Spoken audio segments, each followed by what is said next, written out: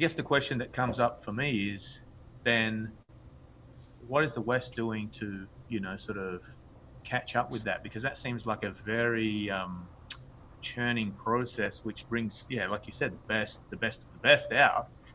And I just don't see what's the equivalent in the West and how the West can stay competitive. Mike, maybe can you give some thoughts on that? Well, we all know that the Western governments, they do subsidize research um, and sort of nascent industries and things, but um, China's got advantages. I mean, they've got far more government support. They've got far more domestic market to hone their production, hone their capabilities. So, um, and they have a whole bunch of rules and regulations that they just don't have in North America. I mean, North America kind of, in the West in general, gave up trying to be a manufacturing economy a long time ago. Mm-hmm. It's a relatively small portion, 15, 10, 5%, depending on the country, of GDP. Um, and we're trying to get back into it to some degree. But because everybody likes to have control of his or her automobile manufacturing in particular. But you got to wonder, are we? Is it worth it? I mean, at the end of the Mm. day, you're competing against this juggernaut that's got a huge head start. Um, do we protect domestic production of battery materials at any cost? Uh, I don't know. Maybe not at any cost. Um, Mm. Having said that, does that mean that we just give up and don't do anything here? Well, no. I mean, there's value-added activities. There's still things we can do, and we need to have Mm. certainly shipping and transport. That's an advantage because if you have to sell here, it's nice to have things here instead of Mm. shipping them overseas and back and forth. Mm. I mean, if you look at the map for battery materials, they go all over the world. They travel a lot uh, across Asia, across from Australia to Malaysia, and it just goes Mm. on and on. And so, that's not always a good thing.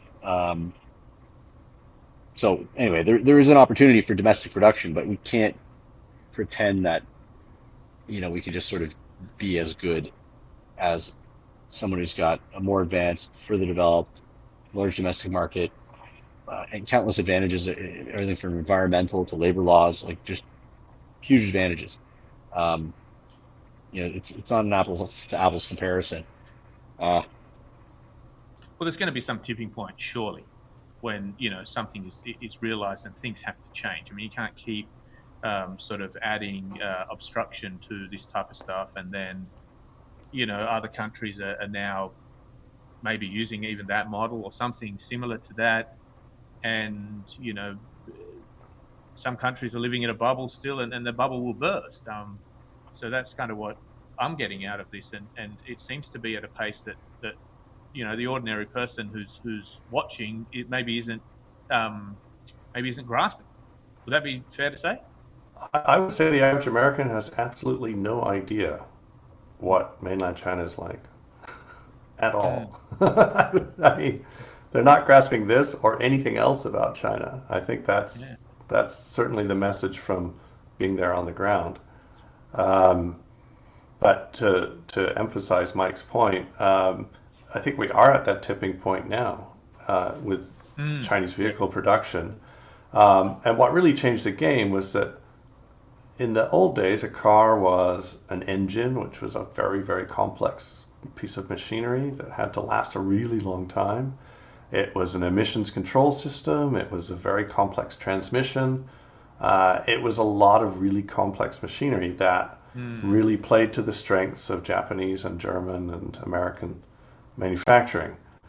But now a car is more or less a battery on four wheels. right. And I would challenge anyone to identify an electronic product that is not made in Asia.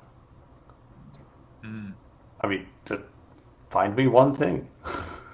You mm, can't.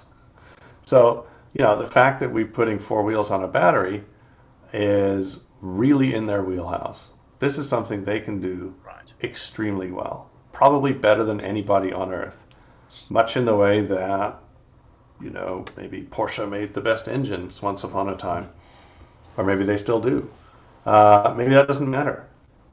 But that was their advantage, right? They made beautiful stuff. Yeah, I think the protectionism that governments are putting in now, I mean, they're flailing. I mean, 100% tariff on Chinese EVs. I mean, Wow. you're slowing Well, the inevitable.